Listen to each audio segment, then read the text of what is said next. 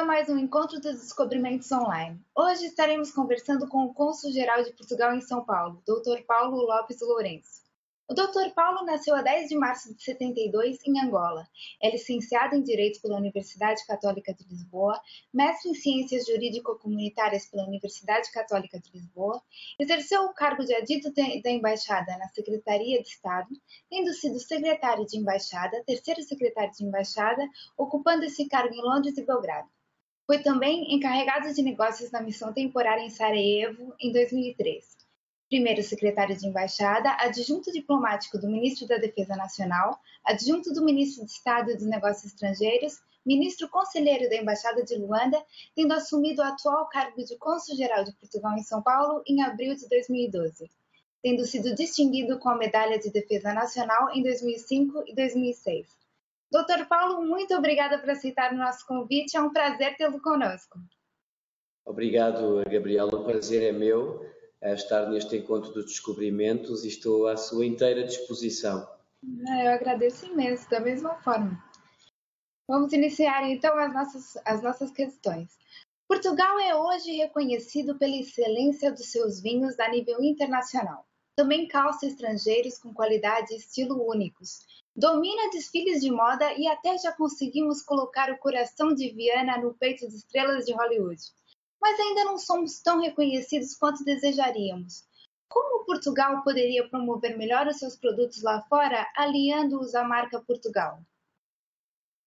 Olha, Gabriela, eu acho que resisto um pouco à ideia de que a marca comece antes do país. Ou seja, eu acho que o país é que é a causa da marca. Aquilo que nós fazemos, aquilo que as empresas portuguesas, os artistas portugueses, os profissionais hoje espalhados pelo mundo fazem por Portugal e pela imagem, é que são determinantes na valorização da percepção de Portugal no mundo.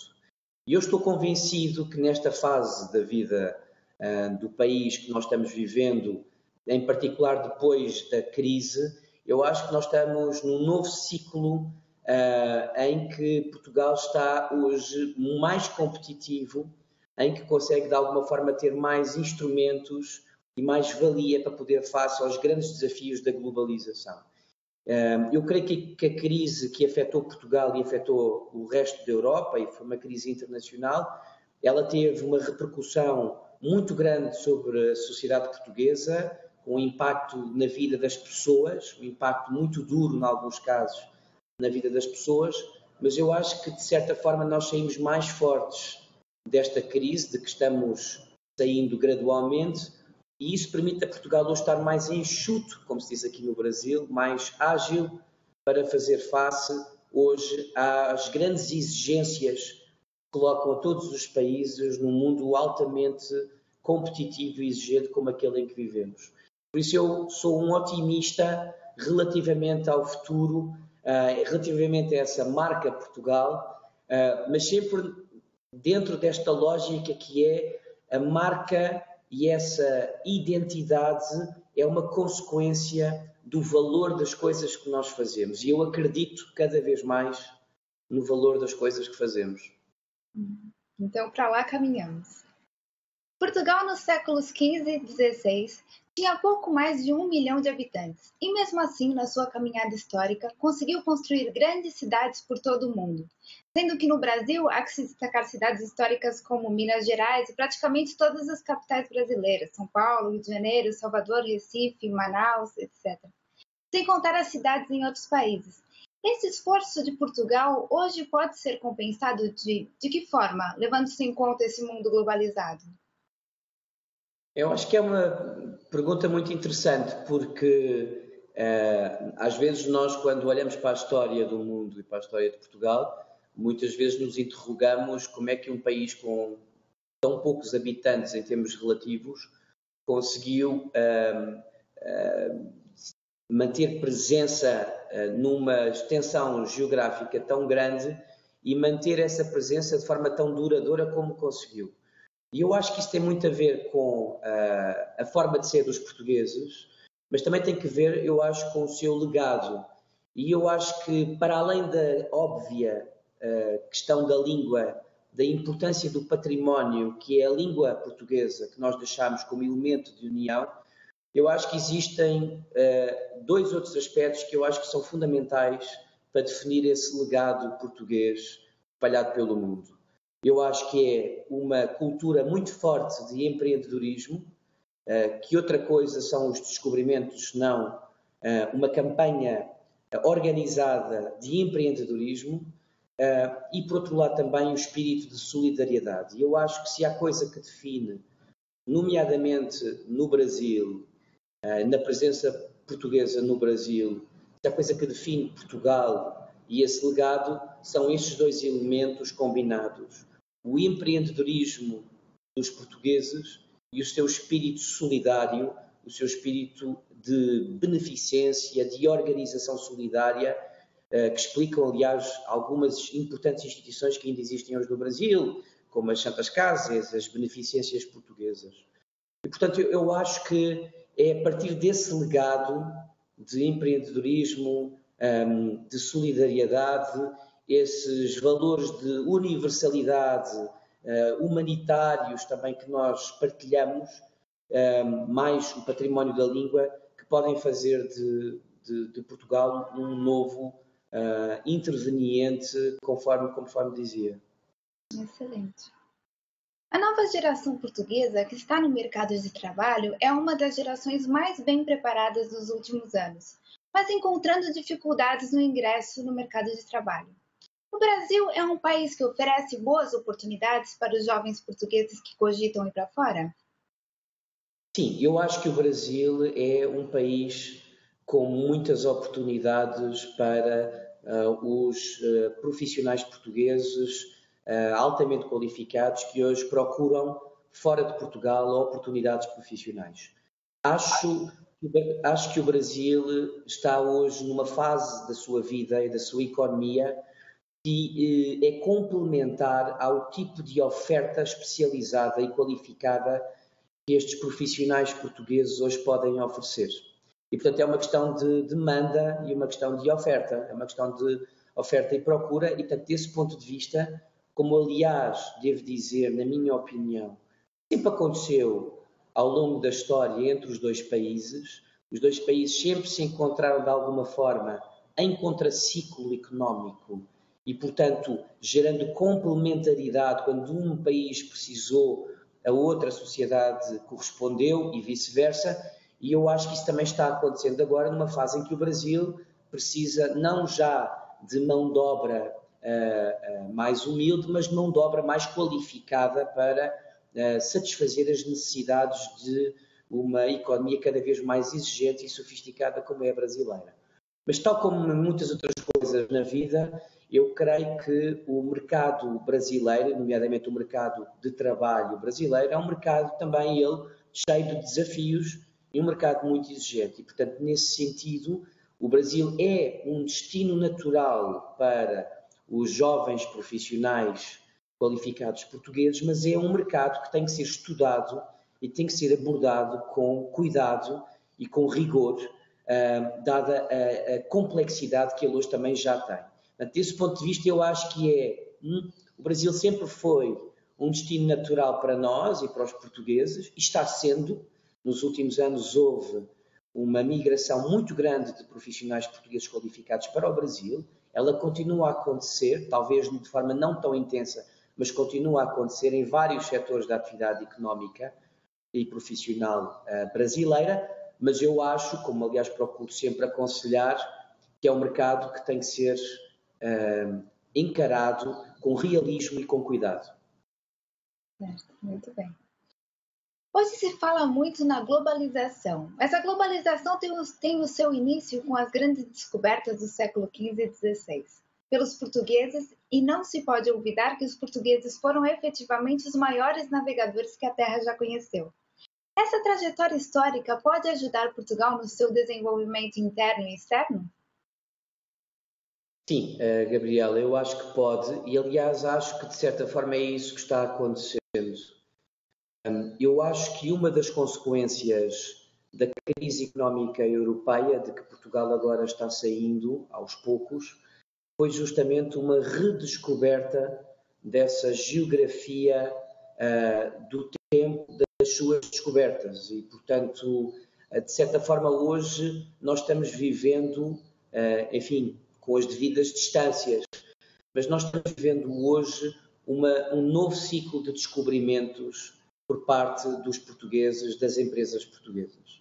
Uma das consequências da crise económica foi um olhar renovado, um interesse redobrado sobre o exterior, o além-mar, para além da Europa, e eu acho que isso está acontecendo hoje. Você pode verificar isso, se você consultar as estatísticas das exportações portuguesas, que aumentaram muitíssimo nos últimos 2 anos, também por conta disso, dessa redescoberta a que eu me referia, e eu acho que isso é um momento e é um movimento que está acontecendo porque Portugal e os portugueses, por conta da sua história, da sua cultura, da sua forma de estar no mundo, eles têm esse instinto natural do outro, essa capacidade inata para fazer pontes.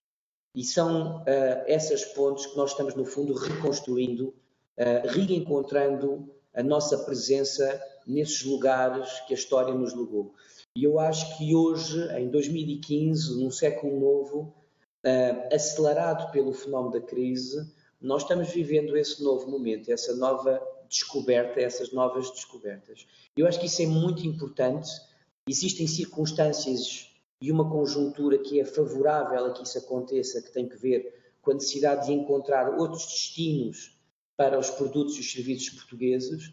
Ao mesmo tempo, essa procura de outros destinos exige mais à economia portuguesa, mais aos seus empresários, mais aos seus intervenientes. Portanto, eu acho que este fenómeno circular vai enriquecer muito Portugal, vai obrigá-lo a ser mais competitivo e vai obrigá-lo a olhar de novo para esse legado a que eu me referia da sua história, que é tão importante. Esperemos que sim, que assim funcione. Portugal é um novo país, com firme propósito voltado para o futuro. E de que forma poderemos aproveitar a determinação e garra dos portugueses no fortalecimento desse imenso e importante mundo que fala a língua portuguesa, a língua que nos une, a língua de Camões? Eu acho que nós estamos, como eu lhe dizia há pouco, a voltar, de certa forma, a um ciclo que é um ciclo de redescoberta do além-mar, de redescoberta da geografia, se quiser, imperial, num mundo altamente exigente, num mundo muito complexo e competitivo como é aquele em que nós vivemos. Os grandes desafios da globalização que todos conhecemos. Estes são desafios que não se colocam apenas a Portugal, mas eu estou convencido, e não quero parecer demasiado otimista ou demasiado oficioso, mas eu acho que nós estamos bem munidos e bem preparados para lidar com esses desafios. Nós temos uma cultura empreendedora inata, essa garra a que a Gabriela se referia, essa garra existe.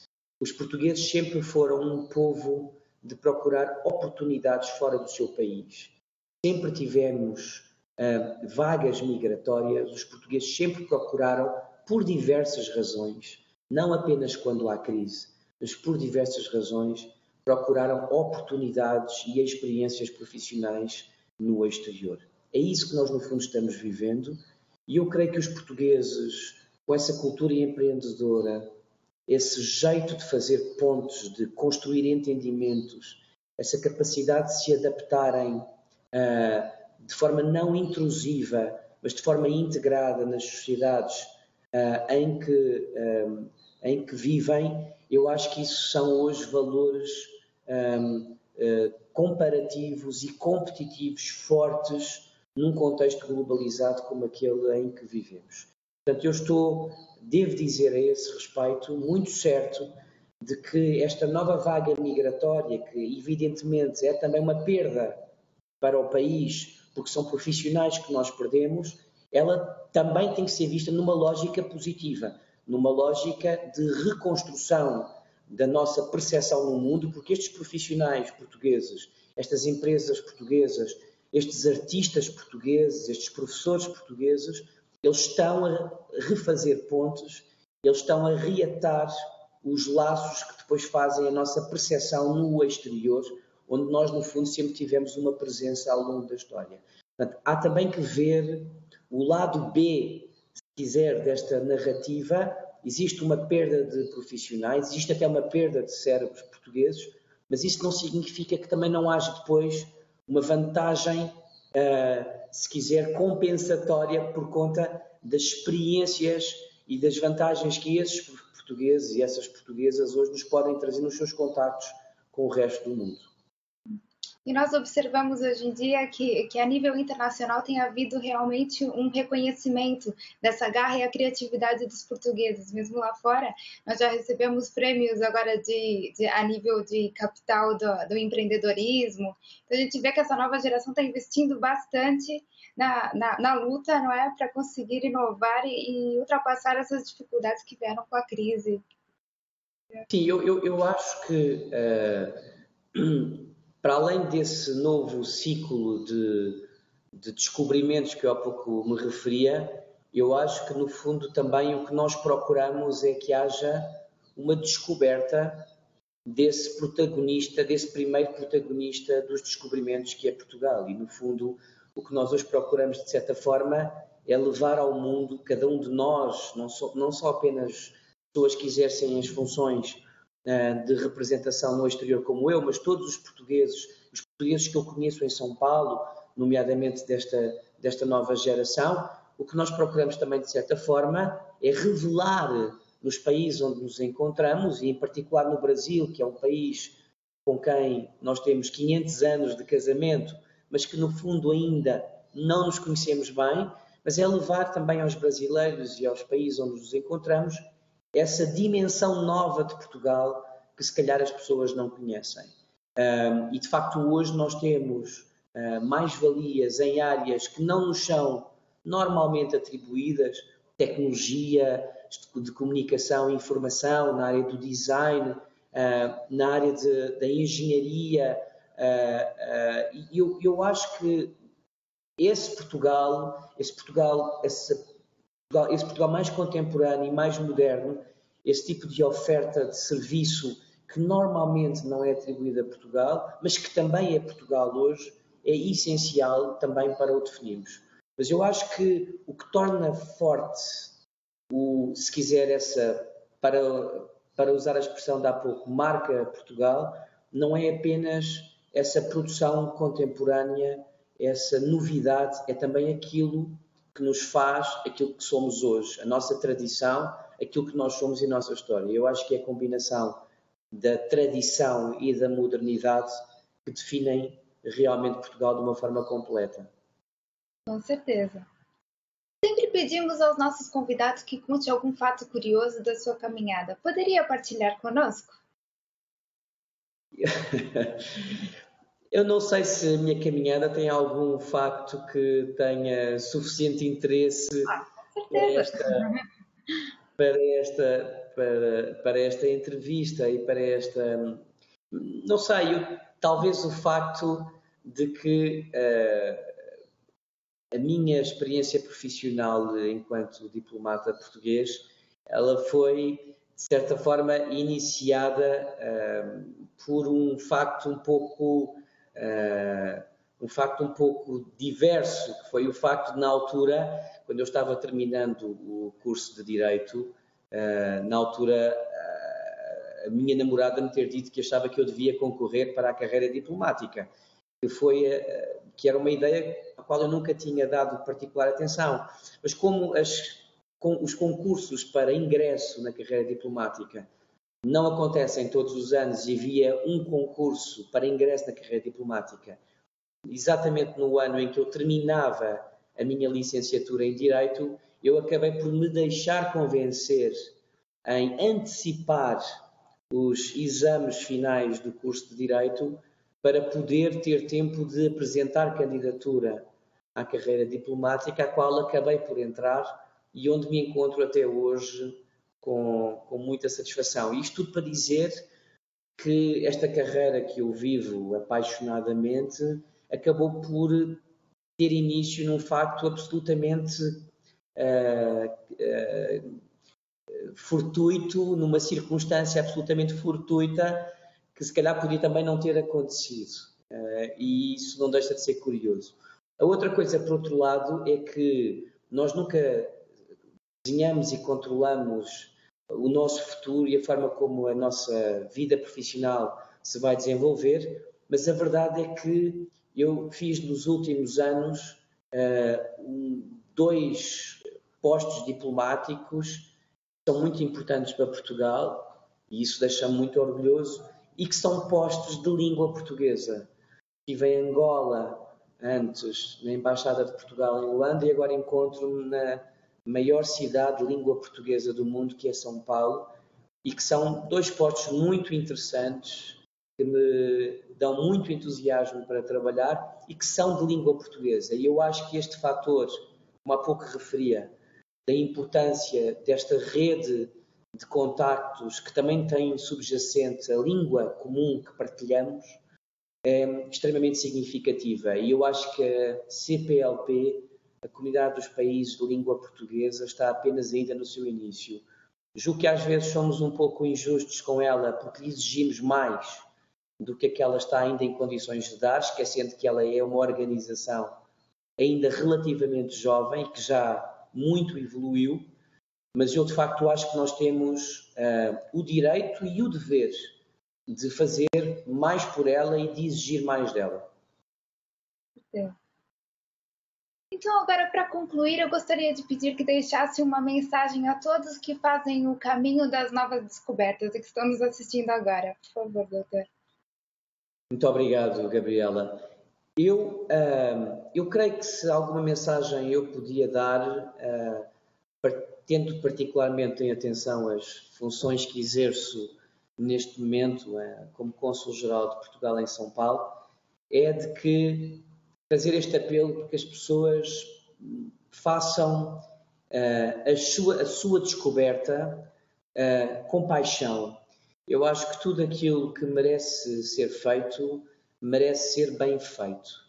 E eu acho que costuma-se dizer que o caminho se faz caminhando, é o clichê, mas a verdade é que eu acho que há uma razão para isso, mas eu acho que esse caminho tem que ser feito com todas as nossas forças e toda a nossa energia.